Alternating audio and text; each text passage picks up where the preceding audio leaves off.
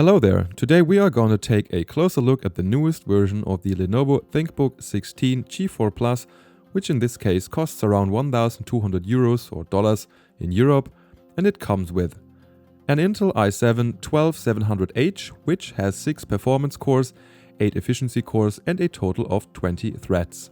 It also features 16GB of 4800 MHz DDR5 RAM in dual channel mode, as well as the 45W version of an NVIDIA RTX 2050 with 4GB GDDR6 VRAM, a pretty fast 1TB NVMe SSD, a decent 16-inch 16x10 WQXGA display, a 71Wh battery, a tiny 100W power supply, and no Windows version, which actually could be a bit of an issue if you're not familiar with changing boot settings and helping yourself out, as it actually took me quite a while to get the Windows 11 installation up and running because I manually had to install the Wi-Fi drivers after installing Windows 11 without an internet connection, which isn't that easy to be honest. First up, the laptop's build quality is really nice. The full aluminum chassis is super firm. It looks subtle and stylish, and it's also pretty thin and only weighs 1.8 kg. The high-resolution 16x10 screen is pretty nice as well, with a maximum of 350 nits, a high sRGB coverage and a mediocre NTSC Adobe NP3 coverage measured with my Spider X Pro. It features a great and firm illuminated keyboard and a big and very precise touchpad with a nice click feel, which unfortunately is too much on the left side of the laptop, so I had to deactivate it for gaming and writing to prevent touching it. There is no hotkey, so you'll need to press Fn+M to quickly accomplish that. Connection-wise, we are getting quite a lot of options. On the left side we are getting 2 USB-C ports with DisplayPort support, but you'll need one of them for plugging in the power supply. And one of them also uses the USB 4 standard and offers Thunderbolt support, as well as a USB 3.2 Type A port, an HDMI port and a 3.5mm audio jack. The right side offers a LAN port, which I always prefer over Wi-Fi, another USB 3.2 Type A port, a 4-in-1 SD card reader and a hidden USB 2.0 port, which can be used to hide a mouse dongle or a small USB drive, which is quite a nice idea. The battery capacity is above average and allowed me to use YouTube for 7.5 hours at a brightness of 50% and 20% loudness using headphones. On idle and battery saving mode with activated Wi-Fi, I was achieving 16 hours and 5 minutes of runtime. In 30 minutes, the battery can be charged by 39%. There is a battery conservation mode via the Lenovo software, but not via BIOS settings. The speakers are mediocre. Thanks to the Dolby Atmos feature, it feels like the sound actually is coming from a rather wide area, but it's too flat and the maximum loudness is a bit disappointing. The laptop offers the Lenovo typical performance, balanced and battery saving or silent modes. It is not super loud even under full load when pulling the maximum 100W from the wall using the performance mode though. I was also activating the extreme power boost mode in BIOS, which helped to provide the CPU with more power on the full load for a longer time, as the CPU is unfortunately suffering from quite heavy power throttling when utilizing both the CPU and the graphics card. By the way, the chassis is not getting super hot under full utilization. The small fingerprint sensor, which is integrated in the power button, seemed to work just fine.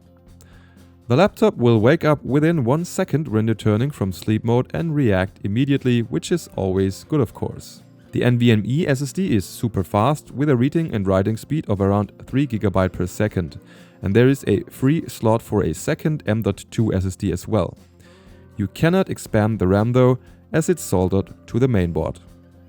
In Cinebench R23 using the performance mode, the ThinkBook 16 achieved 15,396 points in the first and still 14,373 points after 10 minutes. On battery, the first run was still achieving 14,402 points.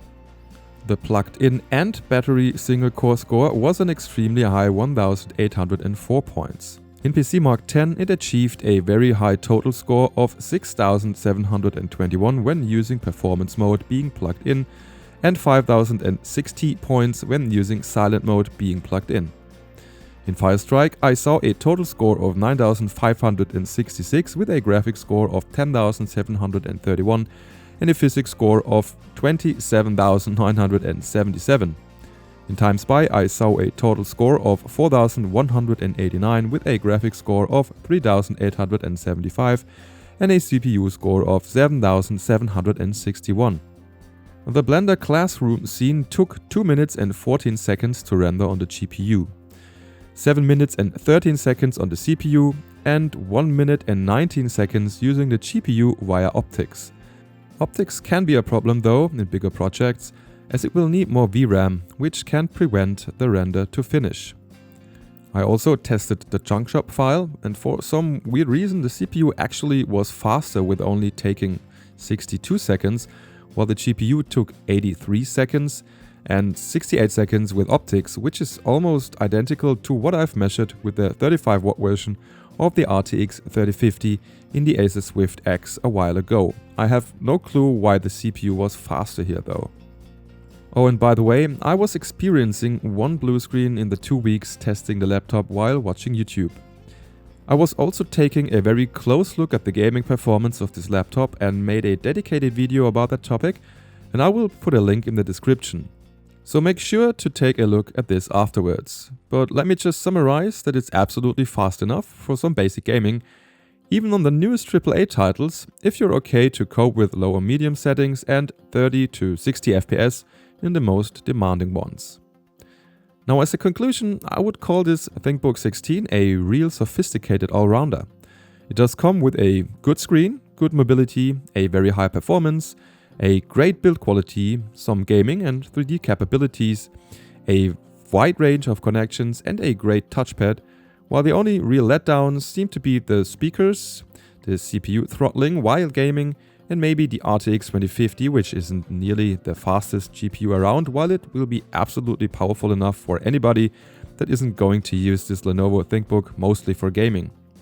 And you'll probably have to pay a little extra for the overall fanciness of this laptop, but you can basically use it for anything, while it was probably designed to be an office/multimedia/creative tool.